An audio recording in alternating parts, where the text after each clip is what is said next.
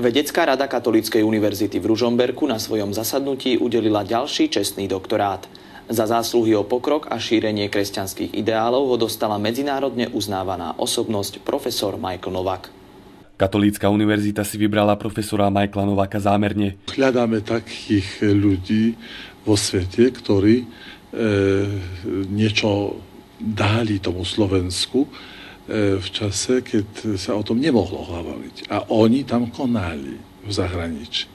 Teraz môžeme o tom hovoriť a môžeme Slovensku ukázať, akých veľkých ľudí mali sme v zahraničí. Diela profesora Novaka boli publikované v mnohých jazykoch, založil a editoval významné svetové časopisy, inicioval a pomáhal pri vzniku a rozvoji duchovno-vzdelávacieho projektu Mladej slovenskej katolíckej inteligencie spoločenstva Ladislava Hanusa v Bratislave. Geneticky preniesol to bohatstvo slovenskej duši do Spojených štátov amerických. Profesor Novak je držiteľom viac ako 23 spoločenských a akademických ocenení. Jeho prarodičia pochádzali zo Slovenska. Oni doniesli svoju skúsenosť zo Slovenska a dali to Amerike.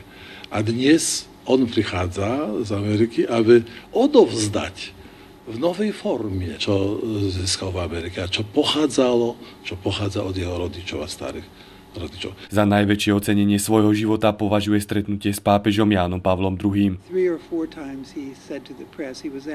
Keď sa pápeža pýtali novinári, či má nejakých blízkych známych, vymenoval asi 4-5 ľudí a medzi nimi bolo aj moje meno. To bol najsilnejší zážitok, na ktorý sa pamätám. Z Ružomberka pre televíziu Lux Jakub Krška.